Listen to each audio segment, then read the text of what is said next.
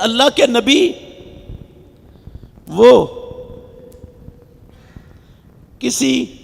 کافروں کی عورت کو قتل کرنے کی اجازت نہیں دیتے، کسی کافروں کے بچے کو مارنے کی اجازت نہیں دیتے، کسی کافروں کے ایسے شخص کو مارنے کی اجازت نہیں دیتے جو اپنے گرجے میں، اپنے مندر میں، اپنے گردوارے میں، اپنے عبادت خانے میں اپنے باطل دین کے مطابق بیٹھا عبادت کر رہا ہو، اسلام کے خلاف ہو، امام الانبیاء اسے بھی مارنے کی اجازت نہیں دیتے۔ اور اللہ کے گھر میں کھڑا ہوں، پیدا کرنے والے کی قسم اٹھا کے کہہ رہا ہوں، پیارے پیغمبر ایسے کافر کے خلاف ہاتھ اٹھانے کی اجازت نہیں دیتے اپنے امتیوں کو جو کافر اپنے ہاتھ سے، اپنے مال سے، اپنے کردار سے کسی بھی طرح اسلام اور مسلمانوں کو نقصان پہنچانے کی راہ پر نہیں چل رہا۔ جس کافر سے پوری دنیا میں اسلام کو، مسلمانوں کو کسی قسم کی کوئی تکلیف، کوئی گزند، کوئی نقصان نہیں پہنچ رہا، وہ اسلام اور مسلمانوں کے خلاف کسی نقصان والی، تکلیف والی کارروائی میں شریک نہیں۔ کعبے کے رب کی قسم محمد الرسول اللہ ایسے کافر کو بھی قتل کرنے کی اجازت نہیں دیتے۔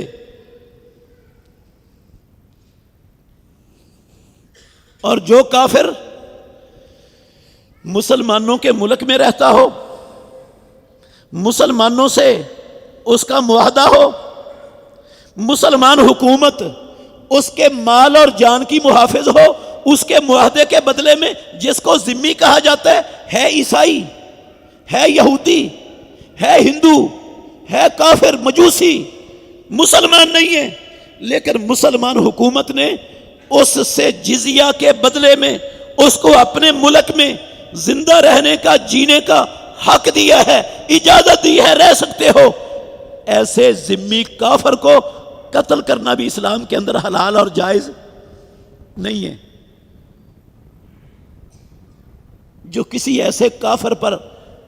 اسلحہ تانتا ہے، اسے قتل کرتا ہے، ناطق وحی محمد الرسول اللہ صلی اللہ علیہ وسلم فرماتے ہیں کہ وہ بندہ جنت کی ہوا بھی نہیں پا سکے گا۔ جنت میں جانا تو دور کی بات ہے، جنت کی ہوا بھی اس کو میسر نہیں آئے گی۔ بے شک وہ 5 وقت کا نمازی ہو، پہلی صاحب میں تکبیر اولیٰ کے ساتھ نمازیں پڑھتا ہو، تہجد پڑھتا ہو، اشراق پڑھتا ہو، جمعہ پڑھتا ہو، عمرے کرتا ہو، حج کرتا ہو، زکوٰۃ دیتا ہو، تلاوت کرتا ہو، محمد الرسول اللہ صلی اللہ علیہ وسلم سے عشق کے، محبت کے بڑے بلند و بانگ دعوے بھی کرتا ہو، صدقے واری قربان جاتا پھرتا ہو، سارا دن اللہ کے نبی کی عظمت پر نظمیں نعتیں بھی پڑھ رہا ہو، ترانے بھی پڑھ رہا ہو، مگر کیا اس نے کیا ایک کافر جو ذمی ہے، جو معاہد ہے،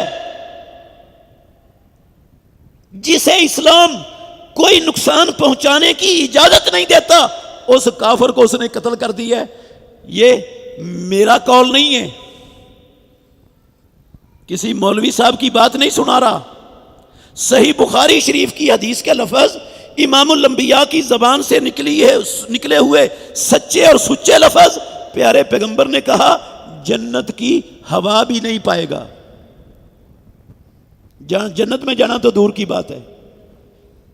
اور جنت کی ہوا صحیح بخاری شریف کی دوسری حدیث میں ہے کہ وہ جنت سے 40 سال کی مسافت پر بندہ دور ہو، جنت سے اتنا دور ہو جتنا 40 سال میں بندہ سفر کر سکتا ہے، تو وہاں پر بھی جنت کی ہوا مل جاتی ہے۔ اور یہ جنت سے اتنا دفعہ دور ہوگا کہ اس کو جنت کی ہوا بھی نہیں ملے گی۔ یہ ہے کافر کو جو ذمی ہے، اس کو قتل کرنے کا انجام اور اس معاہد کو قتل کرنے کا نتیجہ۔